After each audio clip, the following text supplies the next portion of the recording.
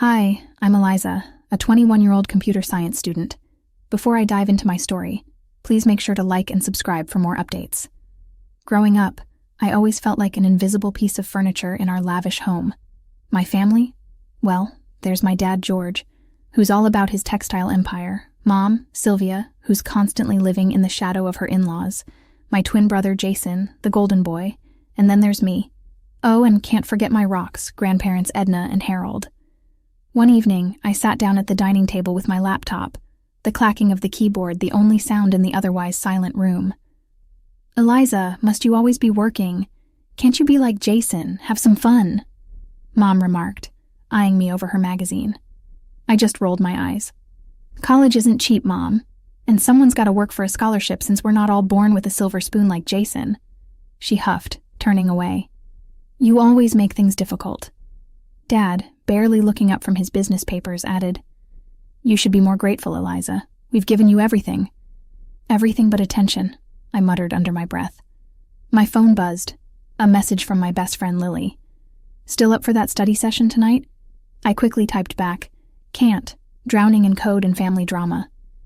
The next day in the college library, I pored over books and screens, working on my project and calculating my finances.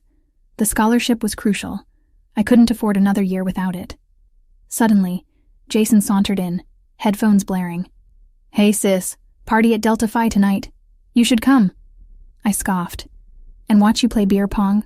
"No thanks, I've got real problems." He shrugged. "Your loss, nerd." Later, I video called Grandma Edna. She always had a way of making me feel seen. "Eliza, darling, how's college?" she asked, her warm smile lighting up the screen. I sighed. "Tough. I'm working on a project and need to secure the scholarship again." Her face softened. "You're so hardworking. We're proud of you." I felt a lump in my throat. "Thanks, Grandma. Means a lot." That night I laid in bed, scrolling through social media. Photos of Jason at parties, Mom's latest shopping spree, Dad with business elites. And there I was, buried in textbooks and code, the invisible daughter in a world of opulence. A week later, things took a turn. Sitting in the college cafe, I heard whispers about scholarship cuts. My heart sank. I rushed to the admin office, where a line of anxious students stood. "Is it true? Are scholarships being cut?" I asked a girl in line. She nodded, her eyes wide with fear. "Yeah, budget cuts, they're slashing funds." Panic set in. How would I pay for next year? I couldn't ask my family. They'd just throw Jason's successes in my face. Returning home that day, I walked past the living room where Mom and Dad were laughing over a glass of wine. "Eliza, why so glum?" Dad asked without much interest. I bit my lip. "Scholarship issues at college. They're cutting funds." Mom waved her hand dismissively. "Oh, you'll figure it out. You always do." I stormed off to my room, feeling the weight of the world on my shoulders. Alone in my struggle, the unwanted child in a house that never felt like a home. The deadline for my college fees loomed like a dark cloud. The scholarship I desperately counted on had been slashed, leaving me scrambling. On the morning of the deadline, I sat at the breakfast table, my mind racing with numbers and deadlines. "Dad, Mom, today's the last day to pay my tuition. I still haven't figured out how—" I started hesitantly. Dad waved his hand, barely looking up from his newspaper. "Not now, Eliza. Got an important call coming up." Mom was preoccupied with her phone. "Why don't you ask Grandma Edna? She always helps you out." Frustrated, I left for college, hoping to negotiate a payment extension. As I reached the admin office, my heart sank. The line was out the door. A girl in front of me turned. "You're here for the extension too? Heard they're only giving it to a few?" My stomach nodded. This was worse than I thought. I dialed Grandma Edna's number, my hands shaking. "Grandma, it's me. I'm in trouble. The college.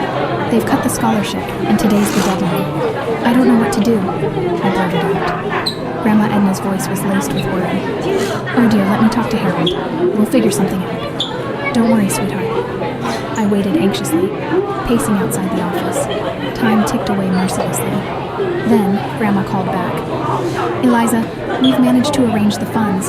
Harold's sending someone to your college right now with the check." Tears of relief stung my eyes. "Thank you, Grandma. Thank you. I owe you everything." I rushed back into the office just as they were about to close. the check arriving just in time. That evening, I visited my grandparents, my heart full of gratitude and anger. Grandma and Grandpa Harold sat me down, their expressions grave. "Eliza, we're disappointed in your parents and Jason. Neglecting your education like this? It's unacceptable," Grandpa Harold said, his voice firm. "I don't understand them," I said, exasperated. "It's like they don't even care." Grandpa sighed deeply. "It's time for some changes." The next day, Grandpa Harold called a family meeting. I sat next to Grandma, anxious about what was to come. "George, Sylvia, Jason," Grandpa began sternly, "I'm deeply disappointed in your disregard for Eliza's education and well-being." Dad looked taken aback. "Dad, No, George. It's time I took a stand.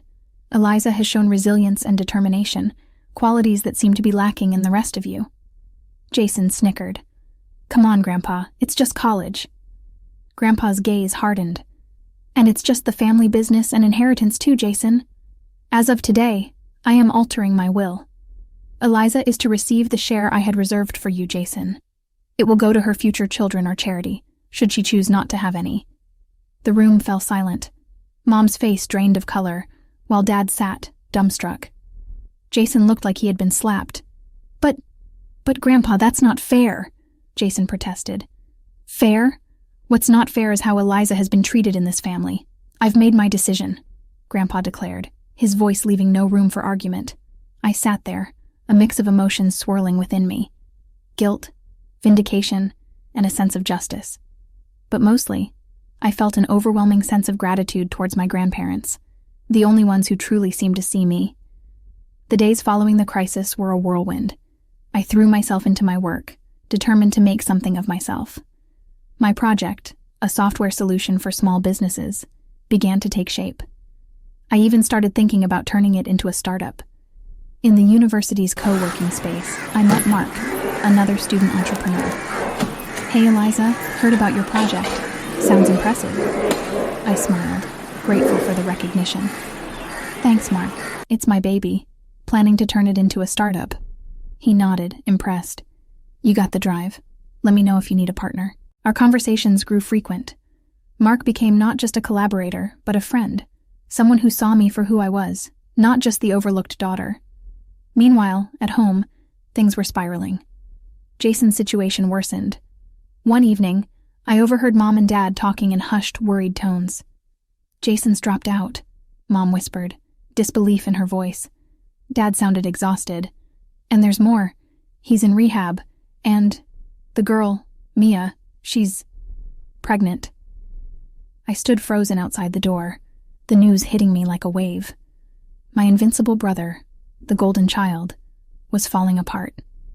The days that followed were chaotic. Mom and Dad were in a constant state of panic and denial. I, on the other hand, felt a strange sense of detachment. It was as if Jason's downfall was a distant drama, not my own. My visits to Grandma Edna and Grandpa Harold became my solace. They too were shaken by Jason's actions, but they had a different perspective. "You're doing well, Eliza," Grandpa Harold said one afternoon as we sat in their garden. "We're proud of you. You've always been the strong one." Grandma Edna added, "And we want to support you, dear. Your startup, your dreams. They matter." Their words were a balm to my bruised spirit. Amidst the family chaos, I found my strength. The day I officially launched my startup was a turning point. I stood in front of a small crowd in the university's innovation hub, pitching my idea. Mark was by my side, my co-founder and friend. As I spoke about my vision, the struggles, and the potential, I saw nods of approval and interest. This was it, my moment, my venture, my step away from the shadows of my family. The journey wasn't easy. Balancing studies, a startup, and the emotional baggage of a troubled family took its toll. But each challenge was a lesson, each setback a chance to grow stronger. Jason's situation was a stark contrast to mine. News of his rehab stint, his struggles, and the underage girlfriend scandal circulated in hushed whispers at family gatherings, which I attended less and less. One evening, as I worked late in the co-working space, Mark walked over with 2 cups of coffee. "You know, Eliza, you've done something amazing, despite everything." I took a sip, feeling a sense of accomplishment. Thanks, Mark. It's just the beginning, though. There's so much more to do. As I worked into the night, coding, planning, and dreaming, I knew I had stepped into a new chapter of my life. A chapter where I was no longer the unwanted child, but a young woman carving her own path, empowered and unstoppable. As I sat in my small but cozy office, the sun casting warm rays through the window, I reflected on the journey that led me here. The office was buzzing with the sound of keyboards and occasional laughter, a testament to the thriving startup I had built from the ground up. It was a far cry from the lonely nights spent studying in my room, overshadowed by my family's indifference. I leaned back in my chair, a smile playing on my lips. The support from Grandma Edna and Grandpa Harold had been my anchor in the tumultuous sea of my life. They believed in me when no one else did, providing not just emotional, but also financial support for my startup. Their belief in me was a constant reminder that I was capable of achieving great things. My phone buzzed, a message from Grandma Edna. "Proud of you, my dear. Keep shining." I quickly replied, "Thanks, Grandma. Couldn't have done it without you and Grandpa." My thoughts drifted to my family, my parents and Jason. Despite their neglect, I had found a way to forge my own path. The challenges they posed only made my resolve stronger. I had grown, not just as a professional, but as a person. I learned to value my worth and strive for what I believe in. I turned to my laptop, typing a new post for my followers. "Hi everyone, Eliza here. It's been quite the journey, from being the overlooked daughter to a startup founder. I've found peace, not just in my achievements, but in embracing who I am. Stay tuned for more updates, and remember, never let anyone define your worth." As I hit post, I felt a sense of contentment. My journey had many ups and downs, but it led me to where I am today, confident, successful, and at peace. My gaze shifted to the whiteboard filled with plans and goals. My startup was just the beginning. There were more challenges to face, more goals to achieve, but for the first time, I felt ready for whatever came my way. The office door opened, and Mark walked in, a stack of papers in hand. "Big meeting tomorrow, Eliza. You ready?" I stood up, grabbing my notebook. "Born ready. Let's do this." As we discussed strategies and ideas, I realized how far I had come. I was no longer fighting for a place in my family. I was building my own legacy. A legacy that was not defined by my past, but by the choices I made and the dreams I pursued. As the day came to an end, I packed up my things, looking around at the team I had built, the company I had created. It was more than a business. It was a symbol of my resilience, my hard work, and my determination to rise above my circumstances. Walking out of the office, I felt a surge of gratitude. For my grandparents, for the struggles that shaped me, and for the unknown adventures that lay ahead. My story was one of triumph, not just over my family's neglect, but over every obstacle that stood in my way. I knew there would be more challenges, more victories, and more growth. But I was ready for it all. Because I am Eliza, the girl who turned her dreams into reality. And this is just the beginning. Has the story of Eliza's journey inspired you? Now that we've reached the end of her story, I'd love to hear your thoughts. Do you think Eliza's decision to forge her own path and distance herself from her family's toxicity was the right one? Or should family always come first, regardless of the circumstances? Your opinions matter, and I can't wait to read them in the comments below. Don't forget to like this video if you enjoyed Eliza's story, and subscribe to the channel for more content like this. Your support means the world.